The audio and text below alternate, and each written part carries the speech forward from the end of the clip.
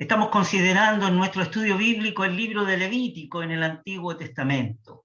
Y ya hemos examinado el capítulo 15, el cual trata de una clase de impureza ceremonial cuyo carácter es mucho menos grave que la lepra que estudiamos anteriormente. Es por esta razón que la expiación no está establecida allí por un becerro o por un carnero, sino que por el menor de los sacrificios. 2 tórtolas o 2 palominos bastaban para poder limpiar las impurezas. En este capítulo 15 del libro de Levítico aprendemos de una manera muy particular, pero hermosa, la suprema santidad de la presencia de Dios y la belleza que ella refleja. Y la gran lección que queda para nosotros es que la naturaleza humana es una fuente inagotable de impurezas, por lo tanto está irremediablemente corrompida. El gran consuelo que nos vislumbra ese capítulo que estudiamos anteriormente es la gracia de Dios en su eficacia inconmensurable, que provee el remedio ante la deplorable condición humana.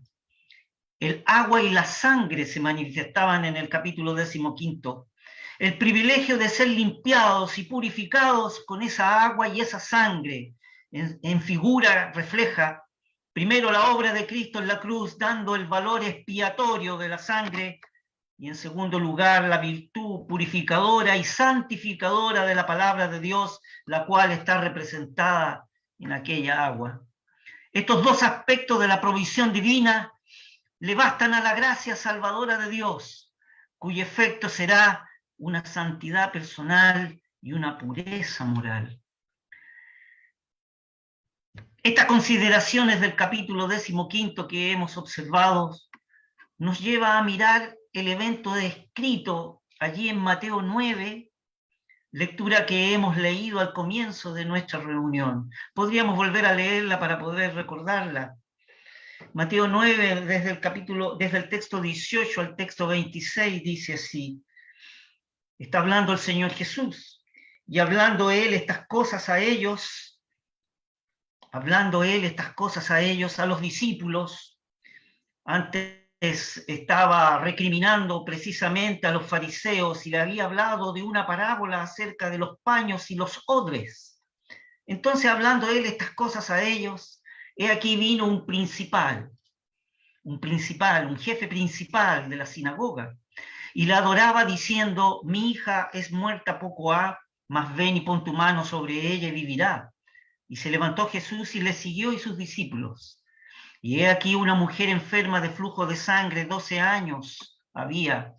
Llegándose por detrás, tocó la franja de su vestido, porque decía entre sí: si tocare solamente su vestido, seré salva. Mas Jesús, volviéndose y mirándola, dijo: confía, hija, tu fe te ha salvado. Y la mujer fue salva desde aquella hora. Y llegando Jesús a la casa del principal, viendo los tañedores de flauta y la gente que hacía bullicio, díceles: apartaos, que la muchacha no es muerta, mas duerme. Y se burlaban de él.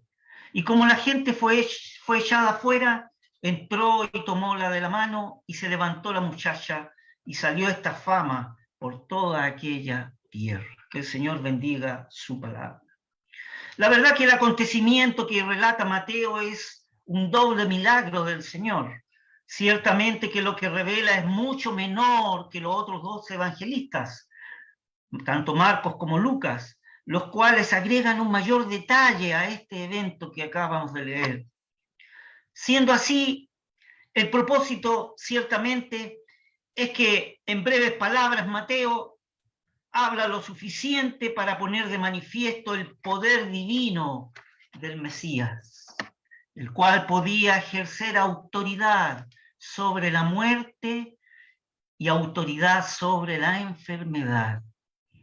La verdad que el objetivo de Mateo es sin duda expresar la realidad de la autoridad omnipotente del Rey. Pero Marcos y Lucas manifiestan que los acontecimientos ocurrieron cuando Cristo volvió de la tierra de los Gadarenos, donde había libertado a un endemoniado.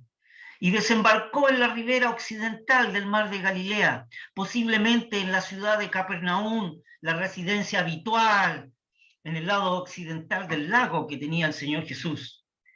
Y fue aquí donde vino un líder de la sinagoga llamado Jairo.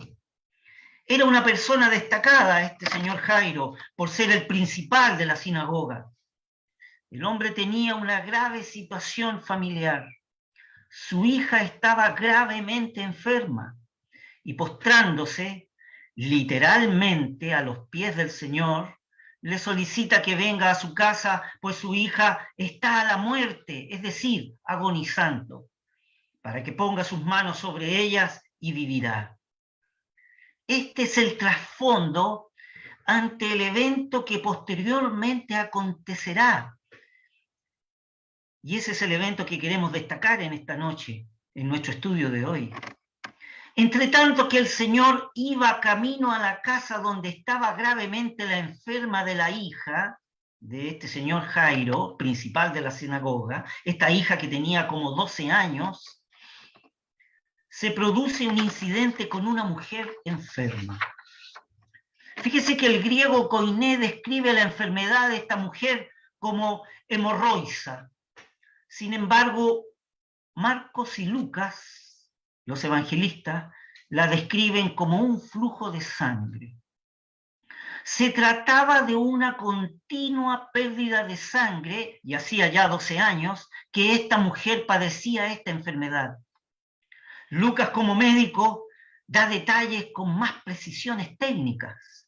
Manifiesta que el flujo de sangre que esta mujer tenía era continuo.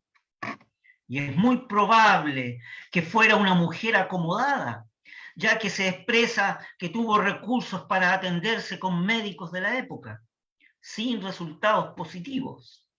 El drama se acentúa no solo porque ella seguía enferma, sino porque se había arruinado económicamente, donde todos sus recursos los había gastado en los médicos. Pero fíjese que había otra situación que agravaba más aún la condición de esta mujer enferma. Desde el punto de vista social y desde el punto de vista legal, esta mujer debía ser considerada inmunda ante la ley y socialmente separada del pueblo. Tanto ella como sus vestidos y los muebles que usara eran declarados inmundos. Por lo tanto, debía mantenerse alejada de cualquier persona. El contacto con ella y sus cosas producía una contaminación de impureza ceremonial y legal. Ahora, a la luz del estudio que hemos tenido del capítulo 15, podemos vislumbrar con plena claridad la situación y la condición de esta mujer. Su problema era doble. Primero, la situación legal, y segundo, la debilidad física a causa de su enfermedad. Pero esta mujer, cuando oyó hablar de Jesús, puso su esperanza en el Señor. Esta mujer procuró pasar desapercibida, de modo que evitó venir frente al Señor. Evitó caminar y encontrarse frente a frente con el Señor, sino que disimuladamente entre el movimiento del gentío y el caminar del maestro, ese gentío que seguía al maestro, se introdujo entre la multitud y se fue aproximando poco a poco detrás de él.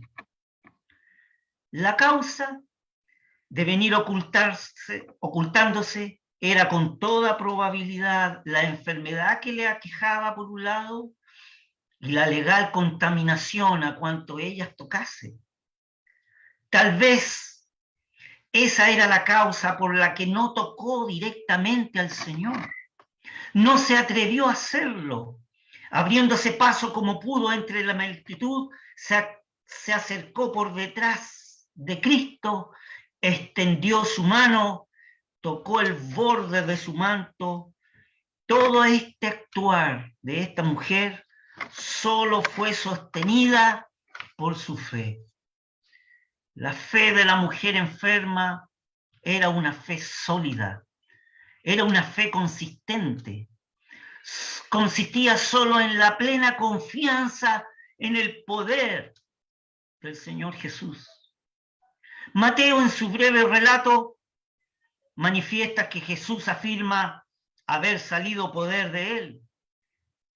La fe oculta de la mujer queda puesta delante de todos como un instrumento eficaz para alcanzar las bendiciones de Dios. Las palabras de aliento que el Señor le dirige y el reconocimiento de su fe que depositó en el Salvador y Sanador había hecho en esta mujer la realidad de su esperanza. La enferma alcanzó la sanidad cuando depositó la fe en el Señor, cuando depositó la fe en Cristo, y trae como consecuencia para su vida la salvación. El Señor sigue su camino hasta la casa de Jairo, donde ante las palabras aramaicas de Talita Cumi, resucita a la niña, la cual ya había muerto. De estos dos eventos, solo nos queda la impresionante lección, apreciados hermanos, de poner y poder depositar nuestra fe en Cristo. Algunos les seguían de cerca, como Pedro, Juan y Jacobo, su hermano, y otros le seguimos de lejos, pero todos estamos en su consideración, todos estamos en su amor y todos ciertamente estamos en sus pensamientos. No sin razón, entonces, el capítulo que hoy consideraremos en nuestro estudio está donde está. El divino autor, después de describirnos todas nuestras impurezas y afirmar todas nuestras enfermedades, este Dios de toda gracia desea limpiar y sanar nuestras existencias, desea habitar en medio de un pueblo pecador, desea plasmar en nuestros corazones la esencia de su ser, desea expiar y quitar para siempre la enfermedad que causa y ha causado tantos daños que como criaturas hemos ocasionado. Efectivamente, este capítulo 16 que consideraremos en esta noche nos abre la puerta de entrada para poder vislumbrar un Dios perdonador, el cual ha provisto el sacrificio necesario, un Dios amador que desea que el hombre no esté lejos de su presencia, y un Dios de amor que expresa su anhelo de amistad y quiere tener la comunión con los suyos, su pueblo amado. Consideraremos entonces en esta noche y pasemos a nuestro estudio de Levítico capítulo 16. Si es posible poder desplegar, por favor, la lectura que nos corresponde de este capítulo. Levítico capítulo 16. Y habló Jehová a Moisés, después que murieron los dos hijos de Aarón, cuando se llegaron delante de Jehová y murieron. Y Jehová dijo a Moisés: di a Aarón tu hermano que no en todo tiempo entre en el santuario del velo adentro, delante de la cubierta que está sobre el arca, para que no muera. Porque yo apareceré en la nube sobre la cubierta. Con esto entrará Aarón en el santuario, con un becerro para expiación y un carnero para el holocausto. La túnica santa de lino se vestirá, y sobre su carne tendrá pañetes de lino. Y ciñeráse el cinto de lino, y con mitra de lino se cubrirá. Son las santas vestiduras. Con ellas, después de lavar su carne con agua, se ha de vestir. Y de la congregación de los hijos de Israel tomará dos machos cabríos para expiación y un carnero para holocausto. Y hará llegar a Aarón el becerro de la expiación, que es suyo, y hará la reconciliación por sí y por su casa. Después tomará los dos machos de cabrío y los presentará delante de Jehová a la puerta del tabernáculo del testimonio. Y echará suertes a Aarón sobre los dos machos de cabrío, la una suerta por Jehová y la otra suerte por Azazel. Y hará llegar a Aarón el macho cabrío sobre el cual cayere la suerte por Jehová, y ofrecerálo en expiación. Mas el macho cabrío sobre el cual cayere la suerte por Azazel, lo presentará vivo delante de Jehová para hacer la reconciliación sobre él, para enviarlo a Azazel al desierto. Y hará llegar a Aarón el becerro que era suyo para expiación, y hará la reconciliación por sí y por su casa, y degollará en expiación el becerro que es suyo. Después tomará el incenciario lleno de las brasas de fuego del altar delante de Jehová, y sus puños llenos de perfume aromático molido, y meterá lo del velo adentro, y pondrá el perfume sobre el fuego delante de Jehová, y la nube del perfume cubrirá la cubierta que está sobre el testimonio, y no morirá. Tomará luego de la sangre del becerro y rociará con su dedo hacia la cubierta al lado oriental. Hacia la cubierta esparcirá 7 veces de aquella sangre con su dedo. Después degollará en expiación el macho cabrío que era del pueblo, y meterá la sangre de él del velo adentro, y hará de su sangre como hizo de la sangre del becerro, y esparcirá sobre la cubierta y delante de la cubierta, y limpiará el santuario de las inmundicias de los hijos de Israel y de sus rebeliones y de todos sus pecados. De la misma manera hará también al tabernáculo del testimonio, el cual reside entre ellos en medio de sus inmundicias. Y ningún hombre estará en el tabernáculo del testimonio cuando él entrare a hacer la reconciliación en el santuario, hasta que él salga y haya hecho la reconciliación por sí y por su casa y por toda la congregación de Israel. Y saldrá al altar que está delante de Jehová y lo expiará, y tomará de la sangre del becerro y de la sangre del macho cabrío, y pondrá sobre los cuernos del altar alrededor, y esparcirá sobre él de la sangre con su dedo 7 veces, y lo limpiará, y lo santificará de las inmundicias de los hijos de Israel. Y cuando hubiere acabado de expiar el santuario, y el tabernáculo del testimonio, y el altar, hará llegar el macho cabrío vivo, y pondrá a Aarón ambas manos suyas sobre la cabeza del macho cabrío vivo, y confesará sobre él todas las iniquidades de los hijos de Israel, y todas sus rebeliones, y todos sus pecados, poniéndolos así sobre la cabeza del macho cabrío, y lo enviará al desierto por mano de un hombre designado para esto. Y aquel macho cabrío llevará sobre sí las iniquidades de ellos a la tierra inhabitada, y dejará ir al macho cabrío por el desierto. Después vendrá Aarón al tabernáculo del testimonio y se desnudará las vestimentas de lino que había vestido para entrar en el santuario, y pondrálas allí. Lavará luego su carne con agua en el lugar del santuario, y después de ponerse sus vestidos saldrá y hará su holocausto y el holocausto del pueblo, y hará reconciliación por sí y por el pueblo, y quemará el cebo de la expiación sobre el altar. Y el que hubiere llevado el macho cabrío a Azazel lavará sus vestidos, lavará también con agua su carne, y después entrará en el real, y sacará fuera del real el becerro del pecado y el macho cabrío de la culpa, la sangre de los cuales fue metida para hacer la expiación en el santuario, y quemarán en el fuego sus pellejos y sus carnes y su estiércol.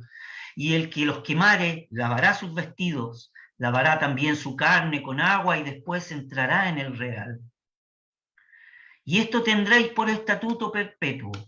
En el mes séptimo, a los 10 del mes, afligiréis vuestras almas, y ninguna obra haréis, ni el natural ni el extranjero que peregrina entre vosotros, porque en este día se os reconciliará para limpiaros, y seréis limpios de todos vuestros pecados delante de Jehová. Sábado de reposo es para vosotros, y afligiréis vuestras almas por estatuto perpetuo. Y hará la reconciliación el sacerdote que fuere ungido, y cuya mano hubiere sido llena para ser sacerdote en lugar de su padre. Y se vestirá las vestimentas de lino, las vestiduras sagradas, y espiará el santuario santo y el tabernáculo del testimonio, espiará también el altar y a los sacerdotes y a todo el pueblo de la congregación. Y esto tendréis por estatuto perpetuo, para espiar a los hijos de Israel de todos sus pecados una vez en el año. Y Moisés lo hizo como Jehová le mandó. Este capítulo desarrolla algunos de los principios más importantes que merecen la atención del alma regenerada. Presenta, apreciados hermanos, la doctrina de la expiación, siendo así la porción más preciosa e importante que el autor inspirado nos presenta, donde todo lo que hemos leído es divino. Desde el punto de vista histórico, nos ofrece este capítulo la explicación de la ceremonia de ese gran día de expiación. Y usted recordará que expiar significa quitar nuestra culpa a causa de nuestros pecados, quitar las impurezas y las inmundicias del ser humano. Por este medio, entonces, el pueblo de Israel podía mantenerse en comunión con Jehová su Dios. Eran expiados los pecados, las faltas, las impurezas y las debilidades del pueblo. La sangre derramada en ese día solemne formaba la base. En virtud de la sangre, un Dios santo podía hacer su morada en medio de un pueblo a pesar de todas sus imperfecciones. El 10º día del 7º mes era un día único para Israel. No había otro día semejante en todo el año. Y fíjese que los sacrificios eran el fundamento de los caminos de Dios, de ese Dios de gracia, en misericordia, en paciencia y en longanimidad. Recordaremos que Dios estaba oculto, lejos del hombre, y el hombre estaba afuera, lejos de Dios, tal como nos dice Hebreos en su capítulo 10. Porque la sangre de los toros y de los machos cabríos no pueden quitar los pecados. Esta sangre de los sacrificios no pueden proporcionar un lugar donde el hombre pudiera estar siempre en la presencia de Dios. Por ello, o para ello, era preciso un sacrificio de un orden más elevado y una sangre más preciosa. Ni el sacerdocio levítico ni los sacrificios podían conducir a la perfección. Podríamos entonces, después de tener este resumen desde el punto de vista histórico de lo que significa este gran día de la expiación, ver ahora el valor típico de lo que significa este día de Yom Kippur para Israel. Consideraremos ahora el valor típico. Después de la amarga experiencia de los hijos de Aarón, aquellos hijos que murieron a causa de ofrecer fuego extraño, Dios da instrucciones claras y precisas. No en todo tiempo Aarón entrará en el santuario a la presencia de Dios. Y se establece la forma de entrada. Es así entonces como en el texto 3, Dios da estas instrucciones diciendo: con esto entrará Aarón en el santuario, con un becerro para expiación y un carnero para el holocausto. Tenemos aquí nuevamente los dos grandes aspectos de la obra expiatoria de Cristo, salvaguardando la gloria divina y respondiendo perfectamente a las mayores necesidades del hombre. No se habla de ofrendas de presente. Aquí no se hablan de sacrificio de paces. No se expresa ni de la vida humana perfecta del Señor, ni de la comunión del alma con Dios. El único objeto que tiene este capítulo 16 en el libro de Levítico es la expiación. Y fíjese que esta está representada en su doble aspecto. Primero, satisfaciendo todos los derechos de Dios, derechos de su naturaleza, derechos de su carácter, de su persona, derechos de su santidad y derechos de su justicia. Y posteriormente, expiando, es decir, cubriendo perfectamente la culpabilidad del hombre y respondiendo a todas sus necesidades. Estos dos aspectos, apreciados hermanos, debemos siempre recordarlos si queremos tener una idea clara de las verdades que se presentan en este capítulo o de la doctrina del gran día de las expiaciones. El texto dice, con esto entrará Aarón en el santuario, con el holocausto que corresponde a la gloria de Dios y con la expiación que responde perfectamente a la condición perversa y miserable del hombre. El texto 4 nos revela lo siguiente: la túnica santa de lino se vestirá y sobre su carne tendrá pañetes de lino y ceñirás el cinto de lino y con la mitra de lino se cubrirá. Son las santas vestiduras, con ellas después de lavar su carne con agua se ha de vestir. Aarón lavado con agua pura y revestido de los vestidos blancos de lino. Todo esto nos ofrece un tipo notable y persuasivo del Señor Jesús y de Cristo y de su obra de expiación. Se muestra personalmente y característicamente puro y sin tacha. Y es, apreciados hermanos, un precioso privilegio. No sé si usted algún día ha podido meditar este punto. Es un precioso privilegio el poder contemplar, por así decirlo, la persona de nuestro sumo sacerdote, la persona de Cristo, con toda la santidad esencial que Él tiene. El Espíritu Santo se complace en presentarnos a Cristo a nuestros ojos en forma perfecta. Su ser puro, su ser glorioso e incomparable, así como uno conocido entre 10.000 y todo él deseable.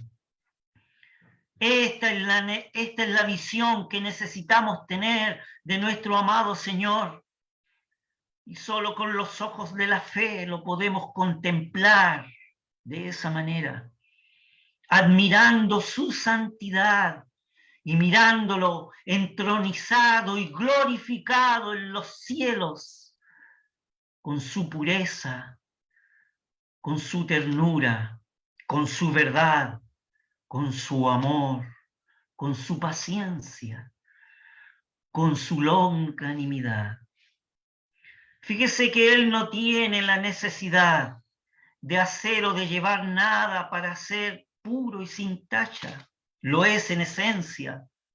No tenía necesidad ni de agua ni de vestirse de lino fino. Él es en su esencia y en la práctica el santo de Dios. El baño de Aarón que hemos leído y las vestiduras de sus hábitos que hemos considerado son las más débiles sombras de lo que Cristo es en realidad. El texto 5 y 6 nos abre lo siguiente: y de la congregación de los hijos de Israel tomará 2 machos de cabrío para expiación y un carnero para el holocausto. Y hará llegar a Aarón el becerro de la expiación que es suyo y hará reconciliación por sí y por su casa. Aarón y su casa es la representación de la iglesia del día de hoy. Pero esta representación de la iglesia del día de hoy no es como cuerpo, sino como una casa sacerdotal, así como el apóstol Pedro la describe en una de sus epístolas diciendo: vosotros también como piedras vivas, sed edificados una casa espiritual y un sacerdocio santo, para ofrecer sacrificios espirituales agradables a Dios por Jesucristo. En su primera epístola, allí en el capítulo 2, reza este texto. En el texto 7 y el texto 7 y 8 dice: después tomará los 2 machos de cabrío y los presentará delante de Jehová a la puerta del tabernáculo del testimonio.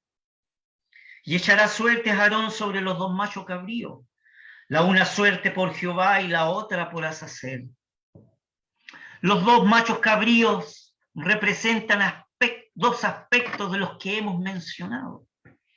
Primero, la suerte por Jehová, y el segundo era la suerte por el pueblo.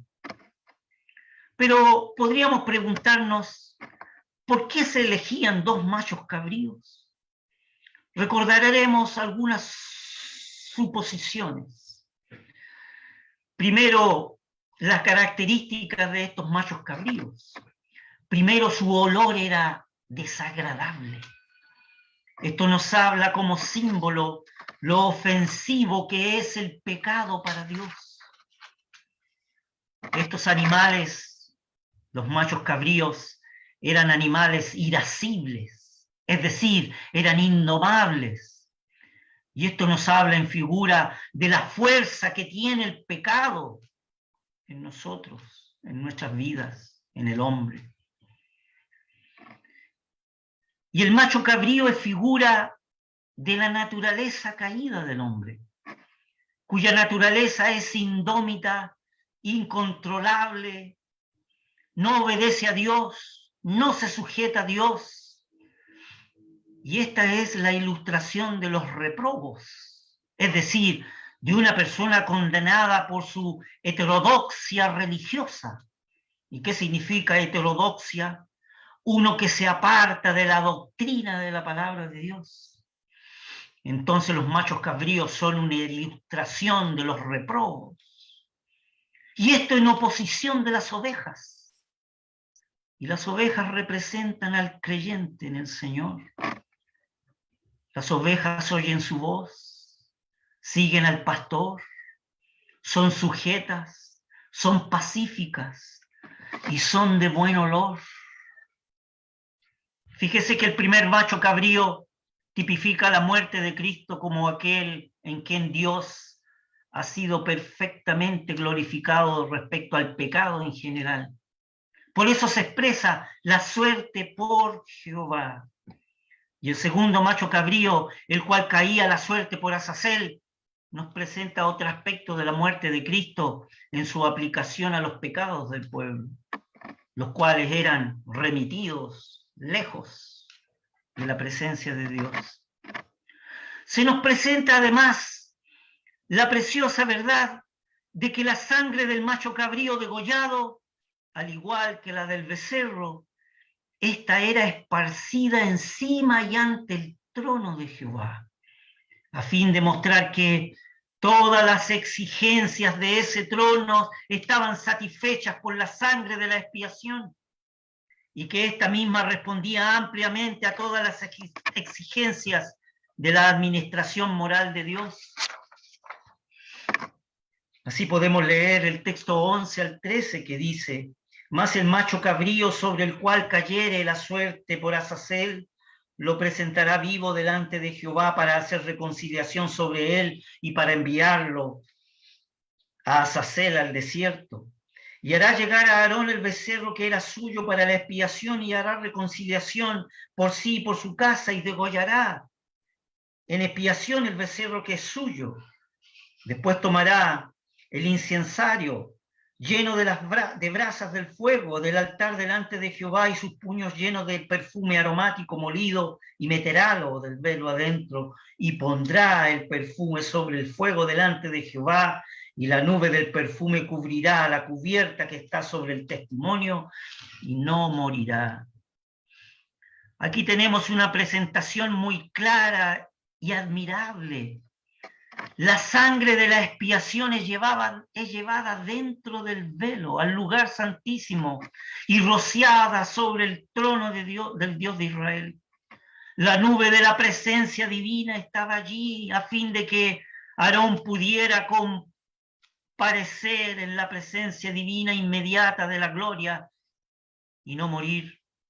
La nube del perfume se eleva y cubre el propiciatorio, sobre el cual se hace la expiación por 7 veces con la sangre expiatoria. Aquel perfume aromático molido representa el buen olor de la persona de Cristo, el olor suave de su precioso sacrificio. Y así podemos leer el texto 14 y 15. Tomará luego de la sangre del becerro y rociará con su dedo hacia la cubierta del lado oriental, hacia la cubierta esparcirá 7 veces de aquella sangre con su dedo. Y después degollará en expiación el macho cabrío que era del pueblo y meterá la sangre de él velo adentro y hará de su sangre como hizo de la sangre del becerro y esparcirá sobre la cubierta y delante de la cubierta. Fíjese que, apreciados hermanos, el número 7 es el número perfecto. Y la esparción de la sangre hecha 7 veces delante de la cubierta nos enseña que cualquiera que sea la aplicación del sacrificio de Cristo, sea a las cosas, a los lugares o a los individuos, es perfecta, según la apreciación divina. Por la potencia de la sangre, Dios puede cumplir sus consejos eternos de gracia. Puede salvar al más vil pecador. Puede salvar a la iglesia y elevarlas a las alturas de la gloria. Podemos leer entonces de esta manera la consecuencia. Y en el texto 16 lo dice: y limpiará el santuario de las inmundicias de los hijos de Israel y de sus rebeliones y de todos sus pecados. Y de la misma manera hará también al tabernáculo del testimonio, el cual reside entre ellos en medio de sus inmundicias. Siempre encontraremos y encontramos la misma verdad. Es preciso que los atrios de Jehová y su trono den testimonio del valor de la sangre derramada.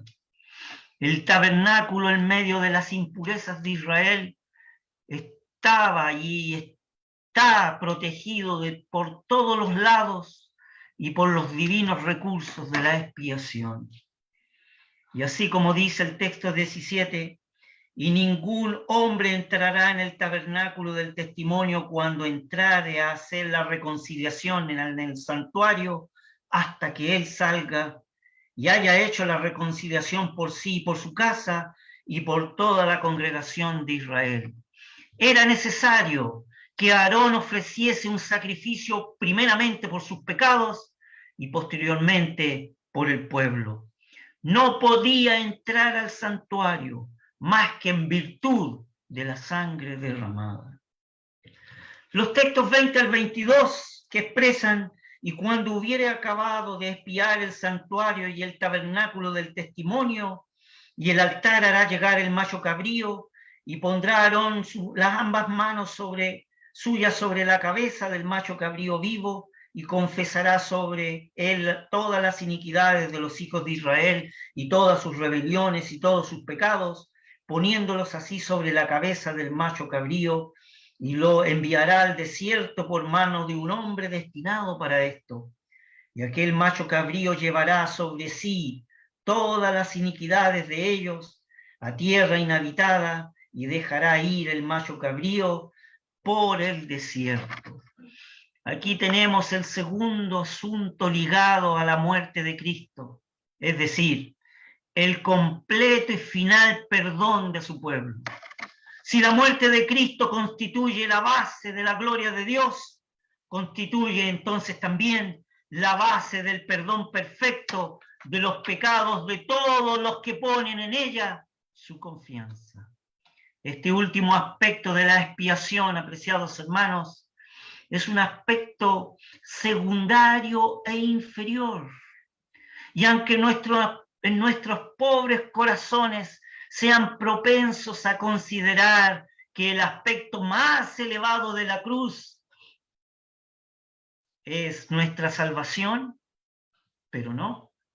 El aspecto más elevado de la cruz primero es la gloria de Dios. Está siempre en primer lugar los derechos de Dios y su gloria. Y posteriormente está nuestra salvación en segundo lugar. Lo primero, lo más caro para Cristo era la conservación de la gloria de Dios. Este era el objeto supremo del Señor, tanto en su vida como en su muerte. Como epílogo, apreciados hermanos, podemos leer los textos 29 al 31, que dice así: y esto tendréis por estatuto perpetuo. En el mes séptimo, a los días del mes, afligiréis vuestras almas y ninguna obra haréis, ni el natural ni el extranjero que peregrina entre vosotros. Porque en este día se os reconciliará para limpiaros y seros limpios de todos vuestros pecados delante de Jehová. sábado de reposo es para vosotros, y afligiréis vuestras almas por estatuto perpetuo. Fíjese, apreciados hermanos, que el profeta Zacarías profetizó acerca de esta porción que acabamos de leer.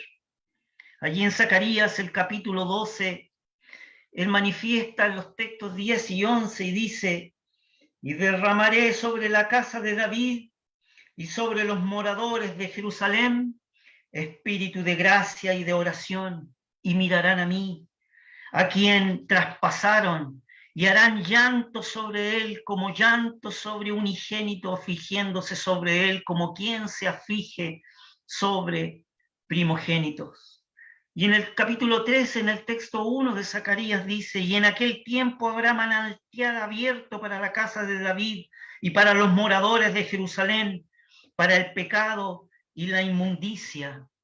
Y continúa en el capítulo 14, en el texto 6, diciendo: y acontecerá en aquel día, y acontecerá que en ese día no habrá luz clara ni oscura. Para luego decir en el capítulo 14, texto 20, en aquel tiempo estará sobre las campanillas de los caballos santidad a Jehová, y las ollas en la casa de Jehová serán como los tazones delante del altar. Y será toda olla en Jerusalén, y en Jerusalén santidad a Jehová de los ejércitos. Y todos los que sacrificaren vendrán y tomarán de ellas y cocerán en ellas.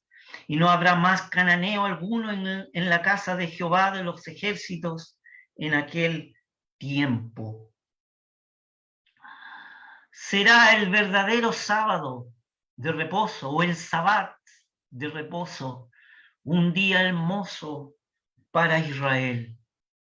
Pero para nosotros, la Escritura dice: he aquí yo vengo presto. Y al mirar, apreciados hermanos, a nuestro alrededor, todo parece decirnos que se está acercando aquel día. Fíjese que el apóstol Pablo, en su epístola a Tito, en su capítulo 2, dice así: porque la gracia de Dios trae salvación a todos los hombres, se manifestó, enseñándonos que, renunciando a la impiedad y a los deseos mundanos, vivamos en este siglo templada, justa y piamente, esperando aquella esperanza bienaventurada y la manifestación gloriosa del gran Dios y Salvador nuestro, Jesucristo, que se dio a sí mismo por nosotros para redimirnos de toda iniquidad y limpiar para sí un pueblo propio, celoso de buenas obras.